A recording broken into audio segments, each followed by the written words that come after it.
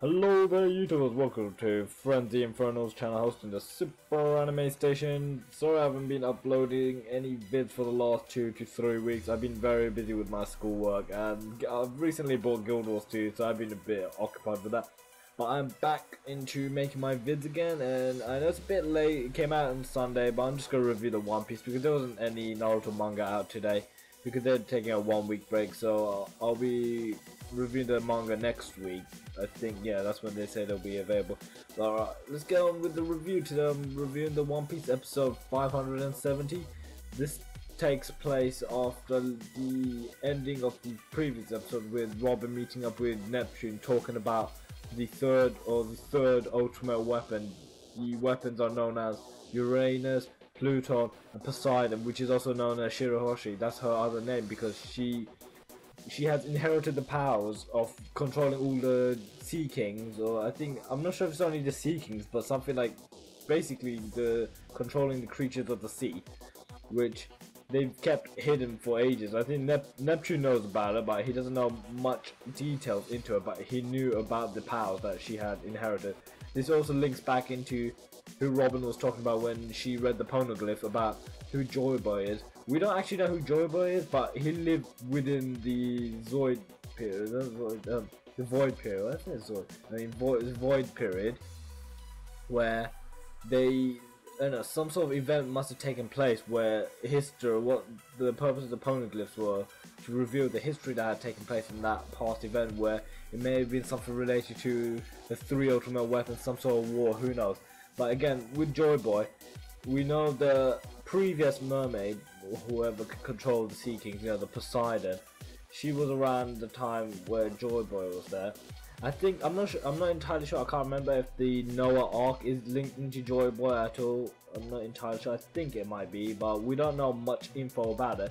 But getting back into the moment where they're carrying on talking, we see I forgot what his name is, the Mudman, you know, the swamp guy. I can't remember his name, Carrie Brew, I can't remember, Carrie Brew, I'm not sure if that's his name or not. Please leave the comments if I've read his name wrong, can't remember what it is.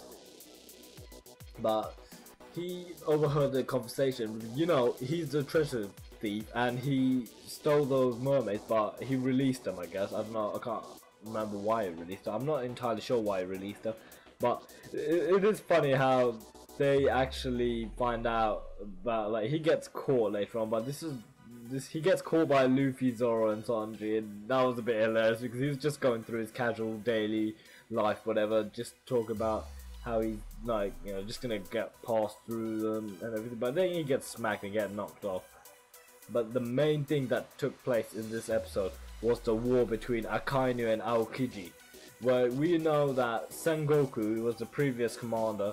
He was leading the whole navy, wasn't he? He retired after the war, which he wanted I can't remember now. I'm just losing the head admiral. I can't remember what it's called. You know what I mean? The head admiral, the leader, where he insisted on Aokiji wanting to be the next leader of the navy, but the higher ups suggest that Akainu should do it as well. So in a way, Aokiji did not want Akainu to step up, you know, like in front of him, because they decided that they're gonna do this, like they're gonna have a proper battle, and this amazing intensified battle took like 10 days to finish. I would love to see more on the fight, but we don't get to see anything. We just see like a quick brief image of those two, which does look intensifying and everything, because you get to see them in a moment. You just see those two standing up higher up, you know they're two powerful forces. But turned out, you know, when the event finished, the surprising thing is that Akainu won, which made him the leader. What happened to Aokiji is that I guess Akainu has some sympathy for his old comrade or whatever, but I was surprised that I thought it was a proper deathmatch or something like that. But Aokiji survived, so he decided to leave the navy, which gave a big blow into their powers, because, you know, they lost the admiral, someone, you know, a third portion of the navy power, whatever you want to call it. And with him gone, it's just Akainu who's left being the head admiral, which in a way is a bad thing and a good thing, because he's very strict, so he made the Navy like super soldiers or whatever you want to call it. But after all that, he won, and then Luffy all that found out about that. But generally, this episode's been based around all of this, and then after they find about, you know, the Mudman, Swamp Man, they beat him up, and then Nami comes in about, oh, what happens if we find those treasures? And then, you know what she's like with the money and all the jewelry, and if you know what her characteristics like. If you've been up to date with One Piece all the way through, I guess you don't even need to be up to date all the way through. The beginning's enough. But we know that she wants to hunt for the treasure, and then she knocks out Sanji, Zoro, and Luffy out the thing, which is quite funny to see.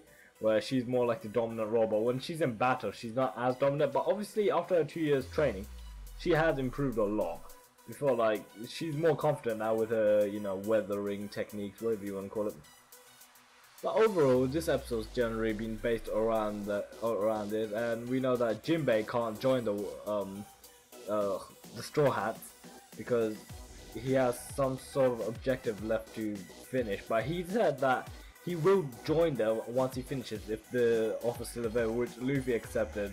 So that would be a cool thing to see with Jinbei joining those Straw Hats, because I think he's a fitting role with how he's helped out with Luffy with all the events that's taking place. You know, the Whitebeard War.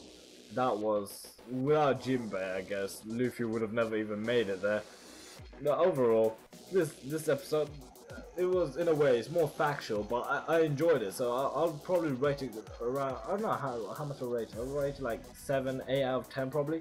If you're more about finding out the information about what happened, what's been taking place within the 2 years, I guess this is the episode you'd like to see, with Akainu and Aokiji, what happened. Oh yeah, I forgot one big thing, how could I forget? Blackbeard, he became one of the emperors as well, because he was part of Whitebeard's old crew, because he knew all the places Whitebeard took over. So remember, we know that Blackbeard's got the Yummy Yummy fruit and the Goro Goro fruit, the Earthquake fruit, or whatever you want to call it. You know, with those 2 powers, and apparently he has the ability to take other powers, but we have not actually heard any more details about it. But overall, this episode has been really nice to listen to about all the information that's taking place. I'm hoping I'll make more vids, you know, from now on, because, you know, it's my holiday. So stay tuned for tomorrow, and comment, rate, subscribe, and goodbye.